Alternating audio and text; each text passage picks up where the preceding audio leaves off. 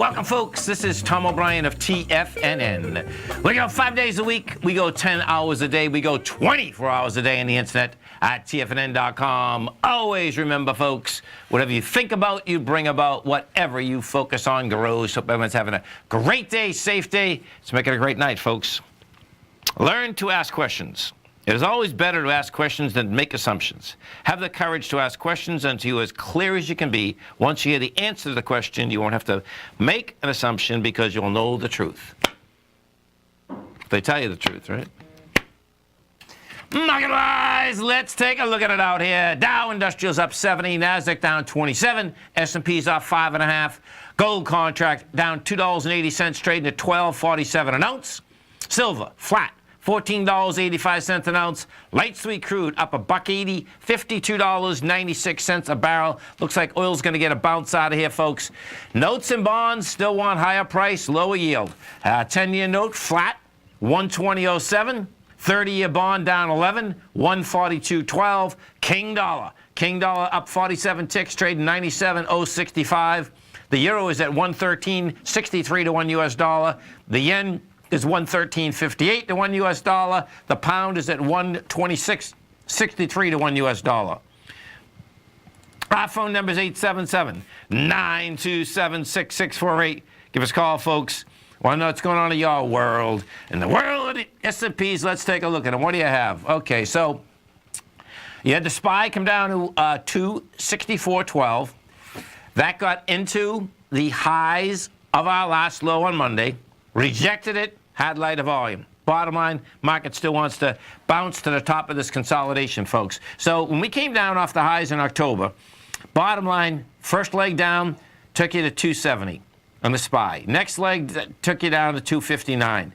You got to bounce up to 280. You come back down on Monday to 258. Now you got to get, I suspect, the bounce back up into the top of the range. That being said, you can see when you set this up, whether we take the highs or the lows, what you're going to see is this. When you take the highs of the top of the consolidation versus the lows, what you're going to see is that we still have all the volume down at the lows. We have the high volume spike from last February at the lows. That's going to get tested. And this is kind of cool when we lay it out this way. Actually, I'm going to lay this out this way so you can kind of see how this is shaking out. What we haven't done yet, what I expect we're going to do, is that we're going to get down to that high volume low, test it, and the high volume low in the SPY is 252. Before that, however, guess what? We get a bounce on. You know, because the last time that we came down on Monday, didn't have enough volume to blow it out.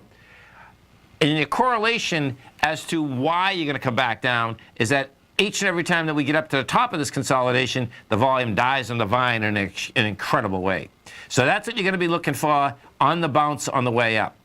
That's your SPY. We take a look at the NDX 100. NDX 100 is the strongest index out there when you take a look at them. We do the same exercise right now on the NDX 100, and what you're going to see is that if we take the bottom of the last consolidation, meaning the last month and a half, you're going to see that we come down this past Monday. It had lighter volume than it was going into. That being said, the thing that's really dangerous about the Qs is that the Q low is 150,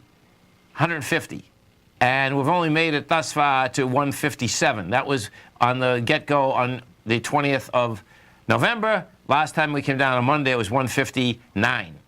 Now, small caps, different animal, man. Different animal altogether. What we have with the small caps are having a tough time holding price, period. The low of February 9th in the small caps is $142.50. Well, we're at 142.77. And that just can't hold price. So I expect what you're actually going to see is that the small caps are going to blow this through. That's how it seems to be setting up right now. We'll see whether it does it in the next couple of days. But this pushes down. Now, it's pushing down at light volume, but bottom line is that it is pushing down. After the close out here, we had Adobe just come out with numbers. Adobe closed at $248. The low for the year is $272. The high is $270. The low for the year is $172. The high is 277. This right now is trading at 246. That's a little problem child. And when you do look at the aspect of the stock in general, what you're going to see is that this has been a large consolidation for a long period of time. We're talking about going all the way back to May of 2018. If we take a look at what Adobe has to say, let's do it this way. I'll get quicker numbers. Okay, so the earnings estimate was $1.88. They made $1.90. Revenue estimate was $2.43 billion. They did $2.46 billion. So bottom line is that they beat the bottom number. They beat the top number. It closed at 248. But best what we are trading 243. So that's not the best of all worlds for Adobe. What Adobe does have out here is that when we plunge down on the 20th of November, bottom line is that this has another high volume low at those lower levels. Gold contract wants higher price. Notes and bonds want higher price. We go take a look at the 10-year first, what you're going to see inside the 10-year. And this is bottom line is that just rejected lower price out here. Flat market. You did 1.2 million contracts. You're going into the huge sign of strength out here on the 6th, where we had 3.4 million contracts. So you can see that the way this is set up is that it absolutely are no sellers at this particular point as it comes back into its strength. Big number, man. There's no two ways about that. Some of the higher volume equities out here, you had GE up for 49 cents. XPO Logistics. This thing got smoked, man. This is down $15. This company provides logistics services for the freight business. The low for the year is today, $41. The high was in September at 116. So you're 75% off the high. Monster number. It's been a one-way route and all the way down. We just went from 116 to 44. We take a look at this, and you put this on a longer basis, and this looks to me that you're going to be down into the $25 level pretty quick. And what you're going to see down at the $25 level, that's the first time it has any volume that can basically save it.